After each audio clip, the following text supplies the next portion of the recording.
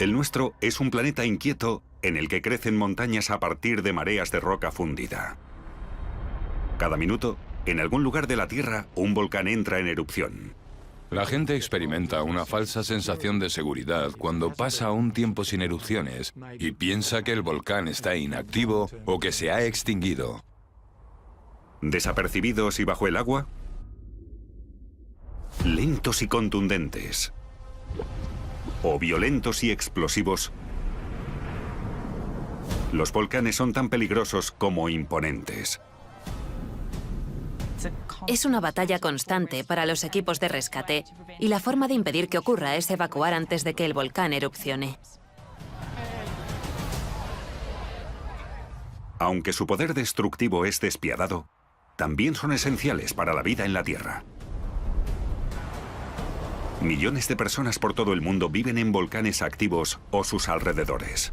El magma interactúa con las aguas freáticas y esa combinación es explosiva. Durante miles de millones de años, los volcanes han dado forma a la Tierra y a su atmósfera, impulsando la evolución y, más recientemente, cambiando el curso de la historia humana. ¿Cómo nos podemos preparar para el peligro omnipresente de las erupciones volcánicas? ¿Y qué tipo de advertencias deberíamos esperar?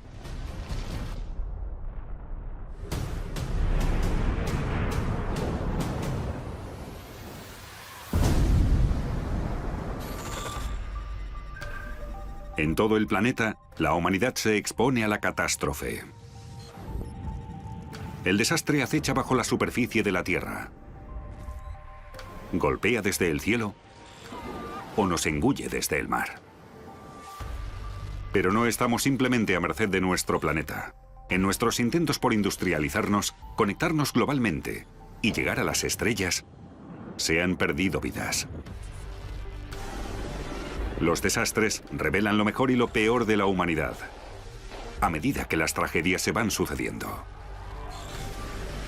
¿Cómo ocurren estos desastres? ¿Y qué lecciones podemos aprender cuando la catástrofe vuelve a azotarnos? Código Rojo.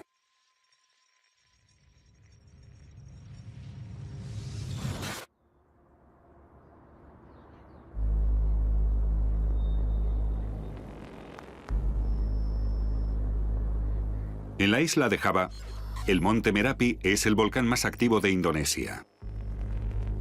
Con más de 3 kilómetros de altitud, a menudo se ve humo saliendo de su cima. Merapi se eleva sobre la creciente ciudad de Yogyakarta y sus 400.000 habitantes. Está en uno de los países más densamente poblados de la Tierra, así que millones de personas viven en las proximidades del monte Merapi. Así que aunque habláramos de una pequeña erupción, el impacto podría ser generalizado.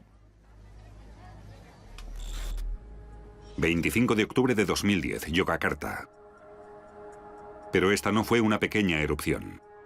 A finales de octubre de 2010, el Merapi empezó a temblar y se produjeron avalanchas.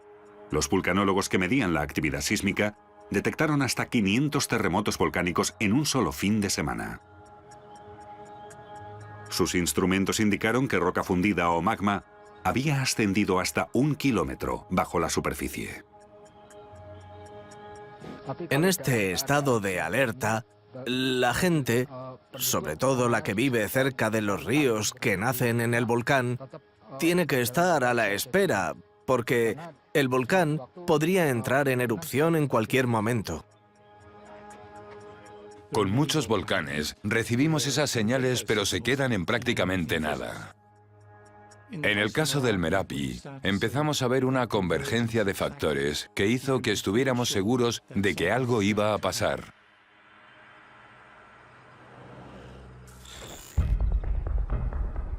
Un domo de lava amenazaba con rebosar del cráter. Los domos de lava están formados por magma que es demasiado denso para fluir, así que sube a la superficie y se amontona alrededor de la chimenea. Este domo casi cuadruplicaba su tamaño cada día. Este domo de lava iba creciendo, y ese es uno de los peligros independientes a una erupción activa. Un domo es un gran montículo de roca que puede crecer gradualmente, y aunque no crezca, es inestable porque debido a su topografía, puede que se suelte y se derrumbe. Cuando un domo de lava se derrumba, suele formar lo que llamamos un flujo piroclástico, que es uno de los mayores peligros volcánicos del planeta.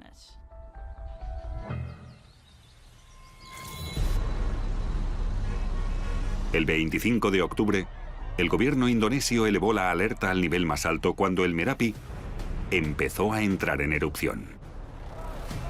19.000 personas que vivían en un radio de 10 kilómetros recibieron la orden de evacuar la zona de peligro.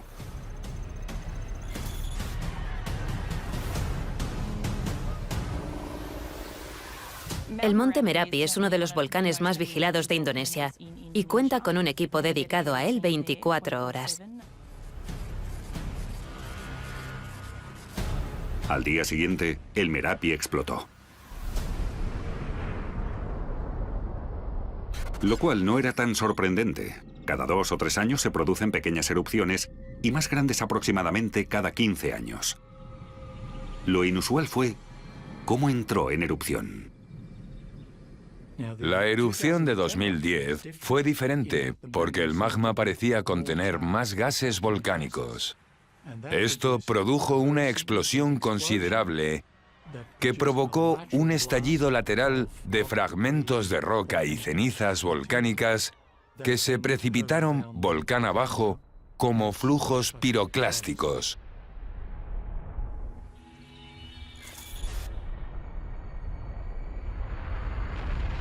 Un flujo piroclástico es un veloz torrente de gases y rocas calientes. Puede alcanzar velocidades de hasta 700 kilómetros por hora y temperaturas superiores a los 1000 grados centígrados. Los gases abrasadores y su alta velocidad hacen que sea especialmente letal, ya que incinera todo a su paso. Si no te mata el golpe de uno de los fragmentos, te asfixiarías por la inhalación de gas y te cocerías por las temperaturas del flujo.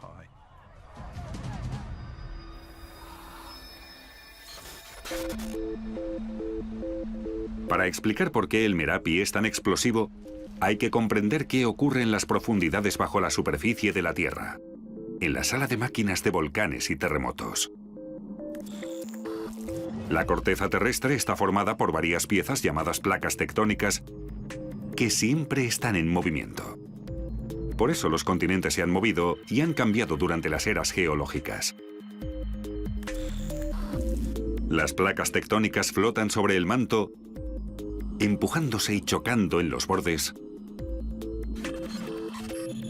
por donde las placas se elevan lentamente, creando nuevas cordilleras o continentes. Cuando una placa se mete por debajo de la vecina, la corteza se recicla. Cuando la placa inferior profundiza en el manto terrestre, se calienta y algunas partes empiezan a fundirse. Esa roca fundida o magma es lo que empieza a ascender a través de la placa superior y acaba por salir a la superficie de la Tierra, formando una línea de volcanes que integran lo que conocemos como el Cinturón de Fuego del Pacífico.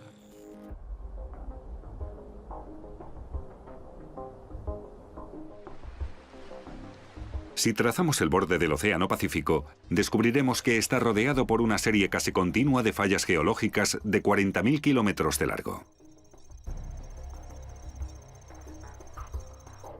Abarca la circunferencia completa del Océano Pacífico y contiene casi el 80% de los volcanes activos y durmientes de la Tierra. Hay 129 volcanes activos solo en Indonesia. Y el Merapi es uno de ellos. ¿Pero qué hace que sea tan explosivo? Normalmente, en los límites de las placas convergentes, se pueden generar magmas que son muy densos y que pueden contener mucho gas. Y ese gas proporciona energía que puede provocar erupciones volcánicas muy explosivas. Tanto gas disuelto en el magma del cinturón de fuego porque se recicla agua marina y otros compuestos que pueden ser volátiles. Hay una gran diferencia de volumen entre el agua disuelta y el agua como gas, y cuando ese gas se expande, provoca erupciones explosivas. Excepto 3, las erupciones más grandes del mundo en los últimos 12.000 años fueron de volcanes del cinturón de fuego. El Merapi es uno de ellos y aún no ha terminado. Además, no está solo.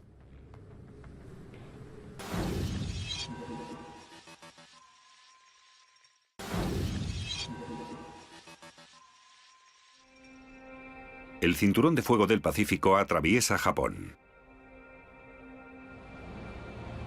Como Indonesia, Japón tiene una alta densidad demográfica. Más de 100 millones de personas viven con más de 100 volcanes activos. De hecho, el paisaje de Japón es un archipiélago de estratovolcanes.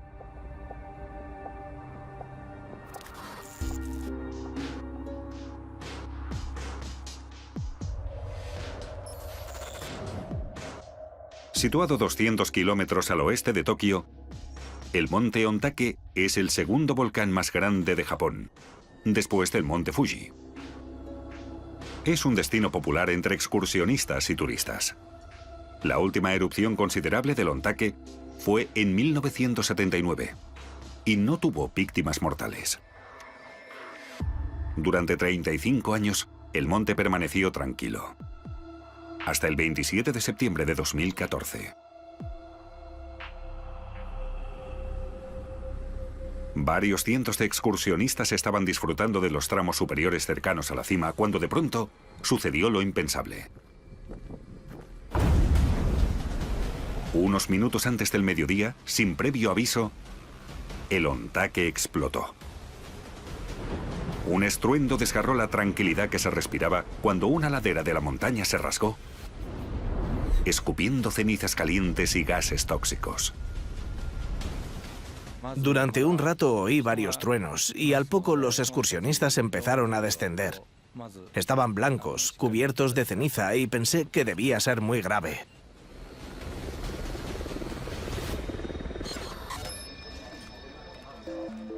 La del monte Ontake fue una gran erupción y además fue imprevista.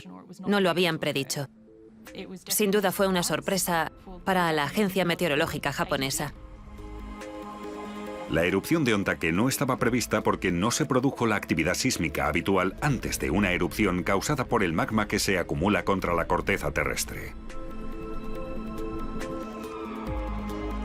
La explosividad del Ontake se originó en un vapor supercaliente, lo que se conoce como erupción freática. Una erupción causada por el vapor se produce cuando el magma que sube a la superficie interactúa con una masa de agua, que podría ser subterránea o estar en la superficie. El agua se calienta y se convierte en vapor bajo presión. Si esa presión se acumula, se pueden crear fracturas en la superficie de la Tierra y esa presión se libera en una oleada explosiva ascendente de vapor de agua caliente y en el proceso, fragmentos de roca se desprenden debido a las nuevas fracturas y también son expulsados con el vapor.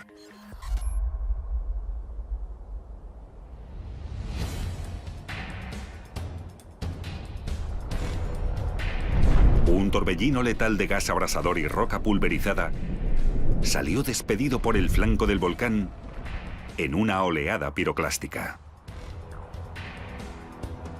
Y los excursionistas que estaban en lo alto, cerca de la cima, se vieron envueltos en esta nube.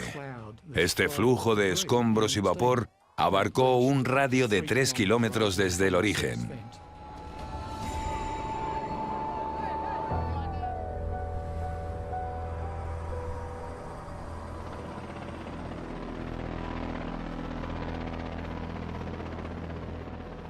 Al día siguiente de la explosión, más de 200 servicios de emergencias participaron en los trabajos de rescate.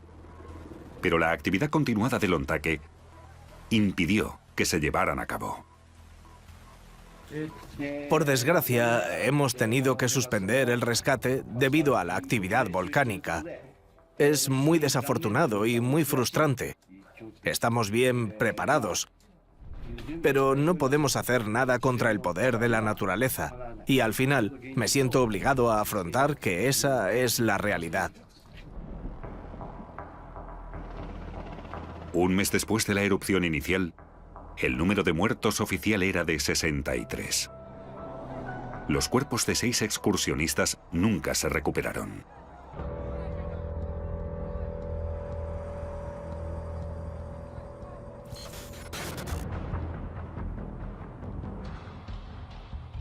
El peligro de estas erupciones explosivas es obvio. Son poderosas, impredecibles y destructivas. Pero incluso los volcanes relativamente dóciles y tranquilos pueden causar daños.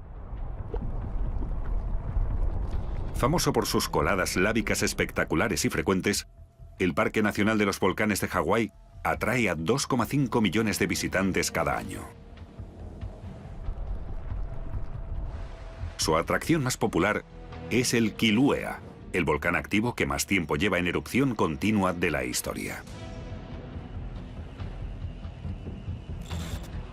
La erupción lleva 35 años desde 1983. Es un volcán relativamente cómodo para visitar porque gran parte de la actividad es relativamente lenta. Hay sitios por donde fluye lava que no están dominados por una actividad explosiva. Pero esta erupción relativamente cómoda solo lo es en relación con otros volcanes. El 3 de mayo de 2018, nuevas fisuras quebraron el paisaje, expulsando chorros de lava a 50 metros de altura. Emitió gas corrosivo y lanzó bombas lávicas. Ahora mismo está a unos 3 kilómetros y se mueve a unos 100 metros por hora. 2.000 habitantes se vieron obligados a evacuar mientras la lava, en su inexorable avance, se tragaba 6.000 hectáreas de terreno y seguía creciendo. Esperaba que mi casa no quedara destruida, pero supongo que Dios tenía otros planes. Es trágico, pero por otro lado es precioso porque es la destrucción y la creación absoluta a la vez.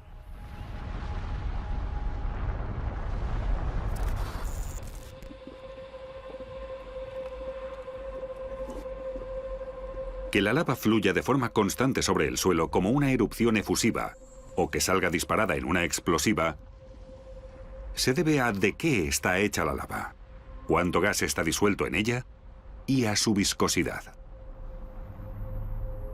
Al contrario que los volcanes del Cinturón de Fuego, la lava del Kilauea se origina en las profundidades del manto terrestre, lo cual significa que es mucho menos gaseosa y más viscosa que la de los del Cinturón de Fuego. El volcán hawaiano se encuentra en medio de una placa y está asociado a un punto caliente, una pluma de magma que sube desde las profundidades de la Tierra. Esto causa un aumento de las tasas de fusión del manto, que cuando se funde crea gran cantidad de magma que llega a la superficie de la corteza. Este magma está tan caliente que empieza a abrir un agujero en la corteza terrestre. Sale por donde quiere. El mayor flujo de material saliendo a la superficie terrestre en uno de estos puntos calientes está en Hawái. Crea un tipo de volcán que llamamos volcán escudo. Son algunos de los volcanes más grandes de la Tierra, pero solo se ve la punta que sobresale del mar, como pasa con un iceberg. Un volcán escudo se forma con capa tras capa de lava enfriada. La división entre estas capas es más débil que la roca circundante y la lava, bajo una presión extrema, atraviesa la roca, agrietándola y creando fisuras. El 29 de junio de 1983, una de estas fisuras señaló el comienzo de la erupción del Kilauea. Nada puede detener la lava. Si viene, viene.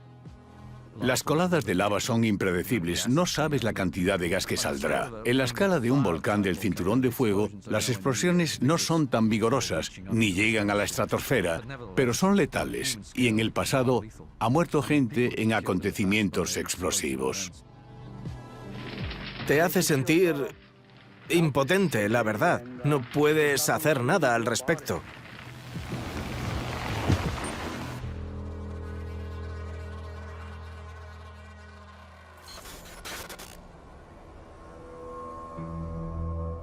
Las suaves pendientes que caracterizan a los volcanes escudo contrastan con la icónica forma del estratovolcán, que suele ser el tipo más destructivo. Un estratovolcán es básicamente el típico volcán que todo el mundo visualiza al pensar en un volcán.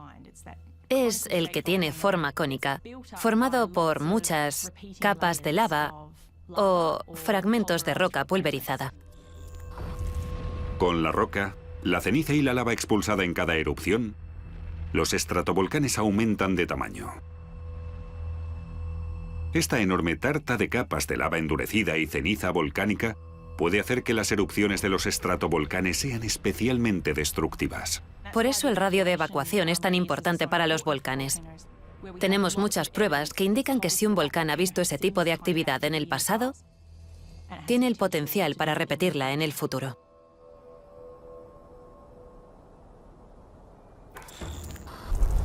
Para el estratovolcán Merapi, el radio de evacuación de 10 kilómetros resultó ser insuficiente cuando empezó la segunda fase de erupciones. Una semana después de empezar, bombas de lava y oleadas piroclásticas descendieron por la ladera. Tengo miedo y soy consciente del peligro. Por eso estoy intentando salvar a todos mis vecinos. Hubo bombas volcánicas asociadas con la actividad del Merapi. Es un fenómeno volcánico habitual que se observa en los estratovolcanes. Son pedazos de magma semiderretido que salen volando del volcán y siguen una trayectoria balística. Un manto de cenizas cubrió el paisaje y muchas reses murieron asfixiadas. Los que al principio se negaron a abandonar sus granjas en las fértiles laderas del volcán empezaron a llegar por miles a los refugios de emergencia.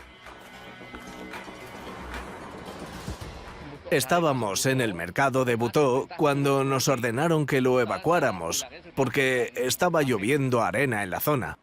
Así que huí.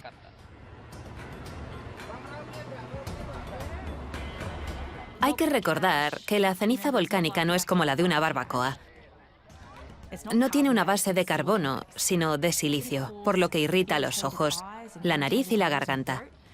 Tras una exposición prolongada, se mezclaría con los fluidos corporales y formaría una especie de cemento en los pulmones.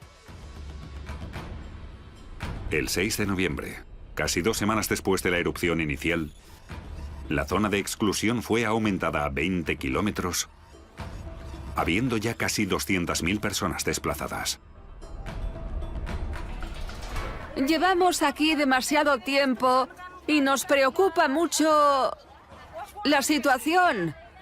Le pido al presidente que por favor nos trasladen inmediatamente a un lugar más seguro para que nuestros hijos puedan volver al colegio.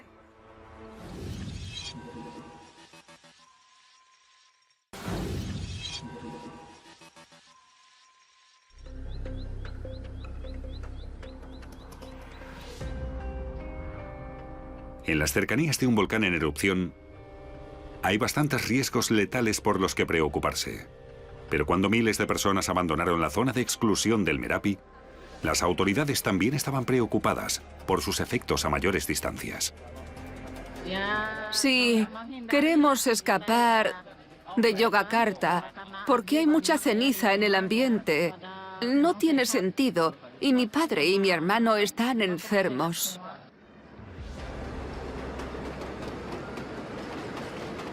Las rutas de vuelo son muy densas y, especialmente por el Pacífico Asiático, cada vez hay más posibilidades de que la ceniza volcánica impacte con un avión en pleno vuelo.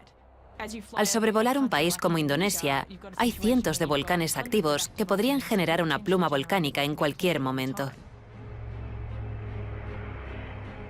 La ceniza volcánica expulsada, que puede alcanzar altitudes de 10 kilómetros, desataría el caos en la maquinaria de un avión.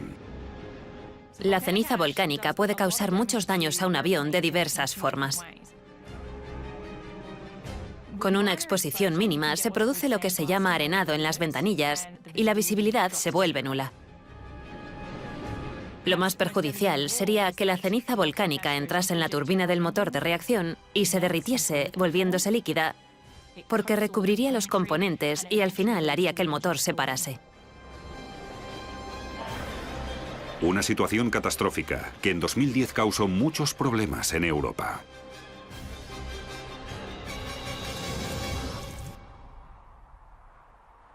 ...14 de abril de 2010...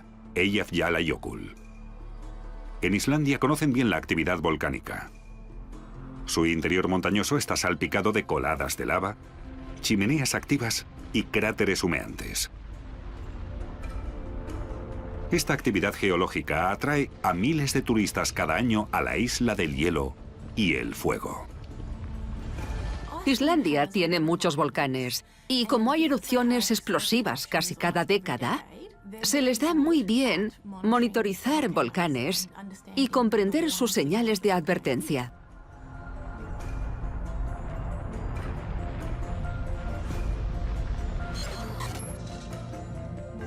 Con Eyjafjallajökull sucedió lo mismo.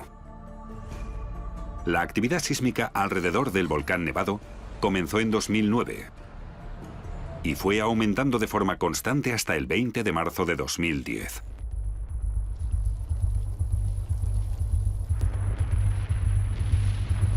La primera fase de la erupción fue muy benigna. Eran fuentes de lava de bajo nivel que provocaron riesgos locales, especialmente para los turistas que habían ido a visitar ellos solos el volcán. Cuando me enteré de la erupción del volcán, decidí que quería venir. Así que reservé un fin de semana, vine a ver el volcán y ha sido increíble. Aún me pican los ojos por la ceniza volcánica, pero ha estado muy bien. El 13 de abril, un enjambre sísmico señaló el inicio de la segunda fase de erupciones del Eyjafjallajökull. La presencia de un glaciar encima de un volcán activo crea unas condiciones en las que se puede dar una actividad mucho más explosiva. El magma calienta el hielo, que se derrite, el agua enfría el magma y el resultado es una erupción muy explosiva.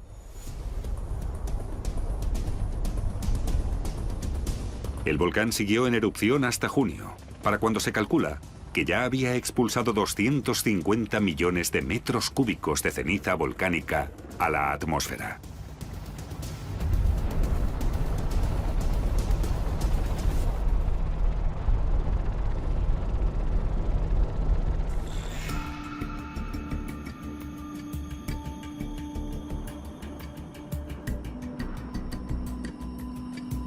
Durante la erupción del Eyjafjallajökull en 2010, los vientos fueron inusuales y llevaron la ceniza desde Islandia al espacio aéreo europeo e incluso hasta África. La ceniza solo llegó a 10 kilómetros de la atmósfera, lo cual no es significativo en comparación con otros volcanes del mundo. Pero sí como para llegar a la corriente en chorro y que la transportara hacia el continente europeo. La mayoría de países europeos cerraron sus espacios aéreos y en 6 días se cancelaron más de 100.000 vuelos. 10 millones de pasajeros se vieron afectados y el 48% del tráfico aéreo mundial sufrió el impacto de este suceso. Se calcula que le costó a la industria de la aviación 1.700 millones de dólares.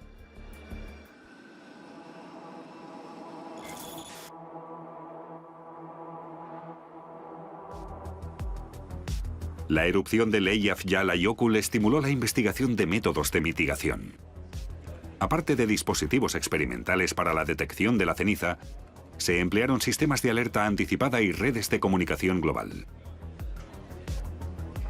Hay una red de 9 centros de asesoramiento sobre ceniza volcánica que colaboran por todo el mundo para advertir a los aviones cuando se espera que haya una actividad volcánica o cuando se produce. Usan imágenes por satélite y observaciones desde la superficie. Normalmente podemos avisar con varios minutos a un avión que ya haya despegado, Y cuando se produce la erupción inicial y los aviones ya se han desviado o han aterrizado, el riesgo asociado disminuye considerablemente. 3 de noviembre de 2010, Yogyakarta. Cuando el Merapi llevaba 4 semanas en erupción, el caos seguía reinando en los aeropuertos de Java.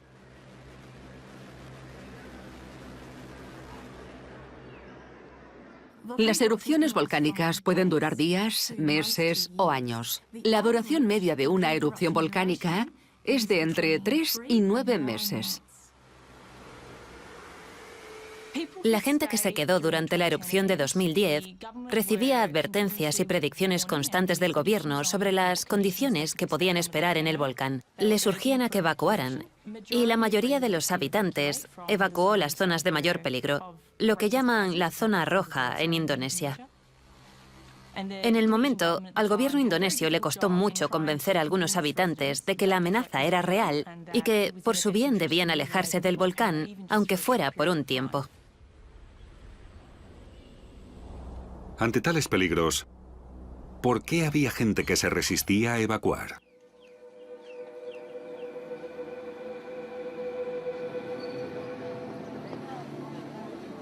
Para muchos, el peligro de abandonar sus tierras ancestrales podría ser incluso mayor que la amenaza que representaba el Merapi.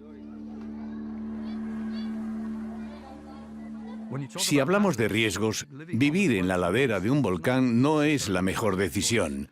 Pero la mayoría de gente que vive en estos sitios no tiene otra opción. Son los únicos sitios en los que se pueden permitir comprar tierras o simplemente las ocupan. Esas parcelas que normalmente usan para la ganadería y la agricultura son sus únicas posesiones en la vida. Y por ese motivo, a menudo se muestran reticentes a abandonarlas. Por todo el mundo, cientos de millones de personas asumen un riesgo potencialmente devastador al vivir en volcanes activos o cerca de ellos. El motivo por el que tantos pueden sobrevivir allí, irónicamente, se debe a los propios volcanes. Toda la superficie está formada por materiales volcánicos. Ese material se desgasta y degrada muy rápidamente y empieza a formar suelo muy fértil. Las partículas de ceniza liberan todos sus elementos y esas partículas están disponibles para que las plantas las extraigan como nutrientes y generen su crecimiento. Al valorar los riesgos, familias y comunidades deben decidir si vivir a la sombra de un volcán volátil merece arriesgar la vida.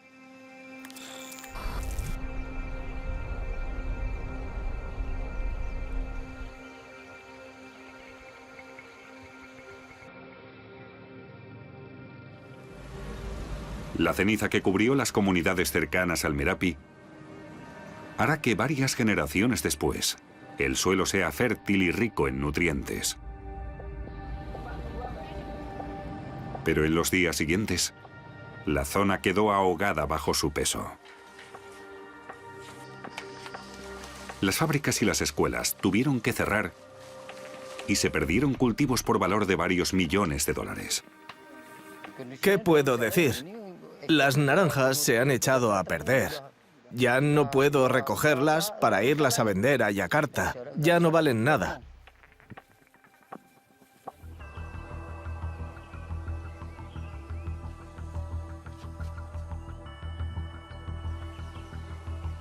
En 1991 se creó el programa de volcanes de la década. En un principio fue diseñado para examinar cómo podrían estudiarse mejor los riesgos que presentan algunos volcanes para los centros de población y cómo se podrían mitigar esos posibles peligros en caso de nuevas erupciones. Nuestro informe diario siempre incluye el tiempo que hace, las condiciones de humo en el cráter, los terremotos, el viento, las temperaturas y también la deformación del cráter en el momento. La idea era reunir a expertos científicos y de protección civil para que compartieran su conocimiento y planearan de forma anticipada la gestión del siguiente desastre natural.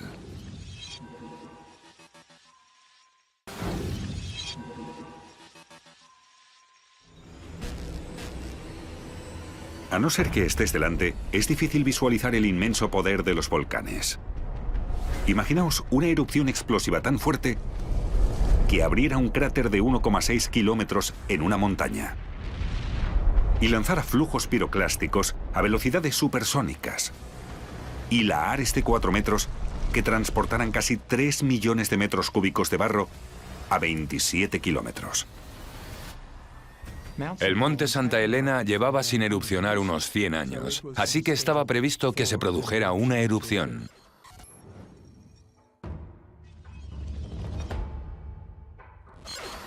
La erupción del monte Santa Elena en 1980 ha sido el evento volcánico más letal y destructivo económicamente en la historia de los Estados Unidos.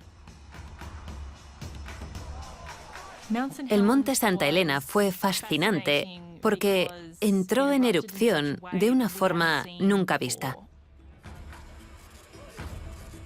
Hubo señales claras de que algo pasaba en el monte Santa Elena antes de mayo de 1980.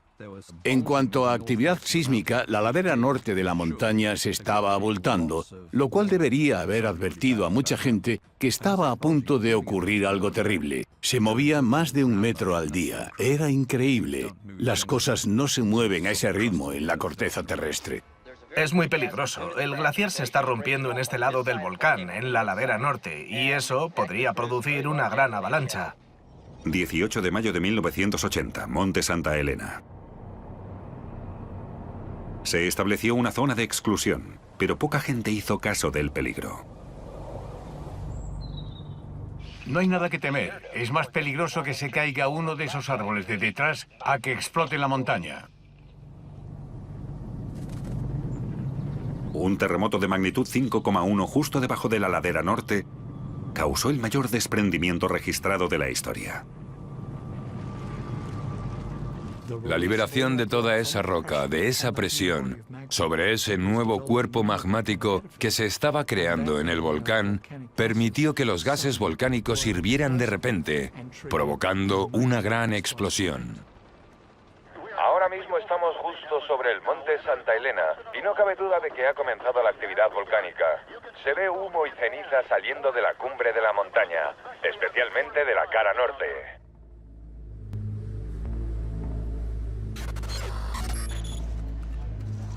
Todas las erupciones se comparan usando el índice de explosividad volcánica. El IEV es una escala para volcanes que se basa en cuánto material se expulsa, a qué altura y cuánto dura la erupción. Es una escala del 0 al 8, siendo 0 una erupción no explosiva y el 8 responsable de algunos de los eventos más colosales que hemos visto en el planeta. Cada intervalo entre el 2 y el 8 es logarítmico, lo cual significa que es 10 veces peor que el intervalo anterior.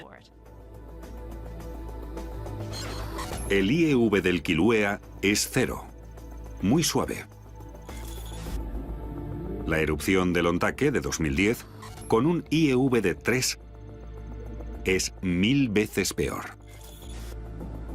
Y la del Merapi, otras 10 veces peor. La erupción del monte Santa Elena fue un 5 en el índice de explosividad volcánica, por lo que fue 100.000 veces más explosiva que la del Kilauea.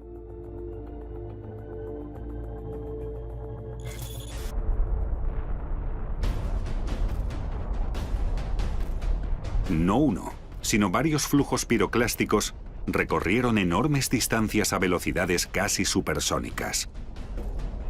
Cuando pensamos en una erupción volcánica, nos imaginamos una erupción vertical que sale desde la cima del volcán hacia el cielo. En el caso del monte Santa Elena, el volcán explotó lateralmente o de lado.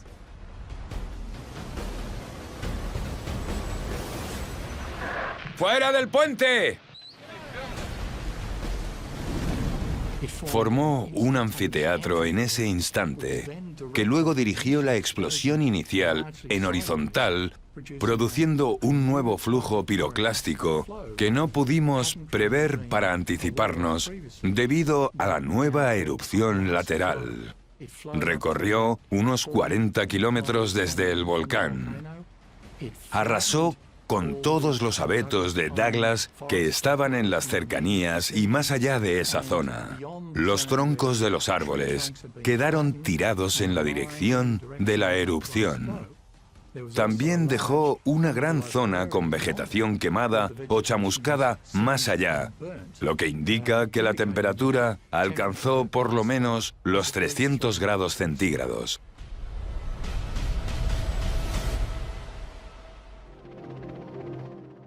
En el momento de la erupción, había bastante nieve en la cima. Y antes de la erupción de 1980, había varios pequeños glaciares estivales. La erupción movilizó la mayoría de esa nieve y también destrozó los glaciares de la cumbre. Todo eso acabó transformando lo que llamamos una avalancha de roca seca en un flujo de lodo o colada detrítica que causó bastantes daños, incluso a 60 kilómetros de distancia del volcán. 7 de noviembre de 2010, Yogyakarta. El coste humano de la erupción del Merapi de 2010 fue enorme. 353 personas murieron. Cientos resultaron heridas y miles tuvieron problemas de salud causados por la ceniza.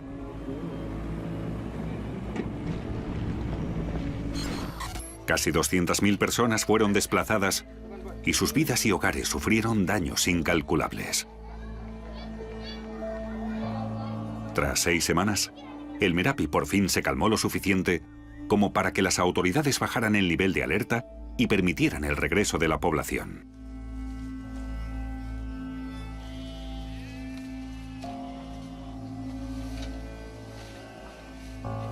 Pero el Merapi no tiene un sueño profundo, y solo es cuestión de tiempo que vuelva a despertar. La gente experimenta una falsa sensación de seguridad cuando pasa un tiempo sin erupciones y piensa que el volcán a lo mejor está inactivo o se ha extinguido. Pero la escala de la vida y experiencia humanas es mucho menor que la escala de la mayoría de volcanes. Para reducir los riesgos hay que aprender qué se puede esperar de los volcanes. Y a menudo lo hacemos por las malas. Se consigue estudiando cada erupción, en el presente y en el pasado. Estudios colaborativos como el programa de volcanes de la década pueden proporcionar pistas de dónde se podría producir el siguiente desastre. Al seguir la migración de los terremotos, podemos rastrear la ruta del magma para predecir con precisión el inicio de una erupción. Y las pistas del registro geológico también pueden ayudar a comprender mejor los eventos volcánicos. Ha habido muchos fenómenos diferentes que han dejado su huella en el registro de los depósitos que los científicos podrían estudiar. Dependemos de ese comportamiento para hacer predicciones. No es una garantía, pero ayuda a entender qué se podría hacer. Al final, en lo que respecta a los volcanes, por mucho que sepamos o por muy preparados que estemos, siempre debemos estar listos para lo inesperado.